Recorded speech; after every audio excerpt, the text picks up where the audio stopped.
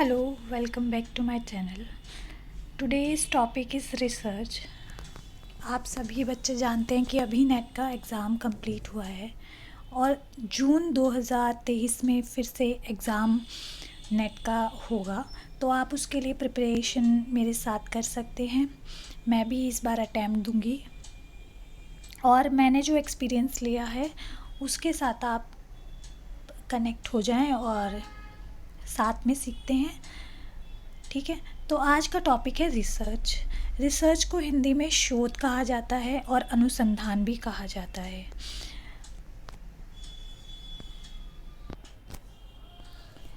तो जैसे यहाँ पर लिखा है कि रिसर्च, यहाँ पर शोध कहा जाता है, लेकिन रिसर्च का जो मीनिंग होता है वो होता है री और सर्च, यानी कि पुनः खोजना। ये बहुत सिंपल मीनिंग है और जो हिंदी में इसका मीनिंग होता है वो होता है खोज करना। अब खोज किस चीज़ की जाती है? या तो हम कोई खोजी हुई चीज़ पर पुनः खोज करें, या फिर हम नए ज्ञान की खोज करें, किसी समस्या के समाधान की खोज करें, विषय वस्तु की खोज करें, किसी सिद्धांत की खोज करें, या किसी सत्य की खोज करें आदि। खोज बहुत तरीके से और बहुत अलग अलग विषयों पर की जा सकती है। जब हम शोध के बारे में बात करते हैं तो शोध करते समय हमें हमेशा वैलिडिटी और रिलायबिलिटी का ध्यान रखना चाहिए। हमारा शोध वैलिड और रिलायबल दोनों होना चाहिए। वैलिड का मतलब है जिस भी विषय वस्तु पर हम काम कर रहे हैं वो वैलिड हो, और रिलायबल का मतलब है जब जब हम उस सेम एग्ज़ाम को करें या उस सेम क्वेश्चन को निकालें तो सेम आंसर आए। ठीक है, अब आगे बढ़ते हैं। अगर हम शोध को जब करेंगे तो वो एक्सपेरिमेंटल मेथड से या मीडियम से हमें करना चाहिए। शोध हमेशा प्रायोगिक होता है। हम किसी भी विषय वस्तु में किसी भी विषय को एक प्रायोगिक तरीके से कार्य करते हुए उस पर शोध करते हैं। शोध में हमें हमेशा किसी ना किसी गोल, एम, ऑब्जेक्टिव या पर्पस के लिए करना चाहिए। शोध हमेशा किसी गोल के साथ ही किया जाएगा, ये ध्यान रहे। शोध क्रमबद्ध होता है, यानी कि पहले आप किसी प्रॉब्लम को आइडेंटिफाई करें, फिर उस पर आगे आप अपना डाटा कलेक्ट करें, फिर उस डाटा को आप हाइपोथेसिस में कन्वर्ट करें, फिर हाइपोथेसिस को जांचने के लिए आप अपना आगे का रिपोर्ट तैयार करें, और फिर आप देखें आपकी हाइपोथेसिस कैसी है और फिर आप उसका रिज़ल्ट निकालें। तो ये क्रमबद्ध और व्यवस्थित तरीके से की जाने वाली एक साइंटिफिक वे ऑफ मेथड है रिसर्च। ठीक है, और इसमें सिद्धांतों, समाधान या नवीन सत्यों का हम खोज कर सकते हैं, जैसे हमने ऊपर बात की है।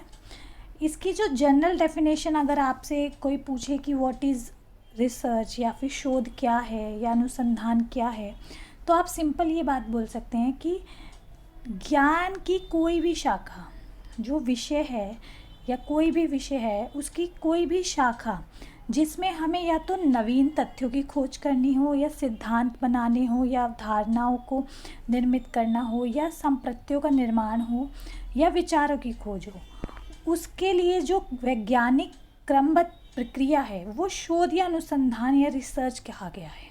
ठीक है, तो रिसर्च की एक सिंपल और जनरल डेफिनेशन ये कही जा सकती है। बहुत सारे मनोवैज्ञानिक हैं या वैज्ञानिक हैं जिन्होंने शोध पर अलग अलग डेफिनेशन दी है। ठीक है, पर यहाँ उनकी हम चर्चा नहीं कर रहे हैं। शोध के उद्देश्य क्या होते हैं? देखिए, शोध, मैंने पहले भी कहा कि शोध बिना लक्ष्य के नहीं हो सकता। रिसर्च बिना एम के, बिना लक्ष्य के, किसी समस्या के सल्यूशन तक पहुंचने तक को ही हम शोध कहेंगे। शोध में हम सत्य की, विषय वस्तु की, समाधान को खोजते हैं, घटना को विस्तृत रूप से वर्णित करते हैं, किसी विशेष स्थिति को वर्णित करते हैं, प्रश्नों के उत्तर वैज्ञानिक ढंग से देते हैं, और हमारे जो वेरिएबल्स होते हैं उनके बीच में रिलेशन को समझते हैं, और सिद्धांतों का भी निर्माण शोध द्वारा ही किया जाता है। अगर हम शोध को जनरल एम में देखें तो जनरल लक्ष्य हमारे या जनरल एम हमारे यही होंगे कि हम किसी सत्य की खोज कर लें, या किसी विषय वस्तु की खोज करें, या हम समस्या का समाधान कर रहे हो, सामाजिक या नैतिक समस्या हो, या फिर हम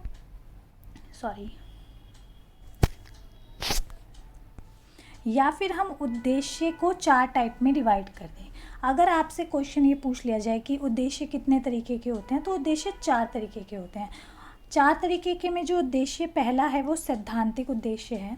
सैद्धांतिक उद्देश्य आपको नाम वर्ड से ही दिख रहा होगा, सिद्धांत, यानी कि सिद्धांतों और नियमों का निर्माण करने वाला। इसमें जो उद्देश्य निर्मित होते हैं वो सारे उद्देश्य, वो सारी शोध जो कि किसी सिद्धांत को निर्मित करते हैं, जैसे साइंस की जो सिद्धांत हैं या साइंस के जो फॉर्मूले हैं या साइकोलॉजी के जो एक्सपेरिमेंट हैं, सिद्धांतिक हैं, वो नियमों का निर्माण किया है। मैथ्स में उसमें सिद्धांतिक शोध हुई है, उसके उद्देश्य सैद्धांतिक थे।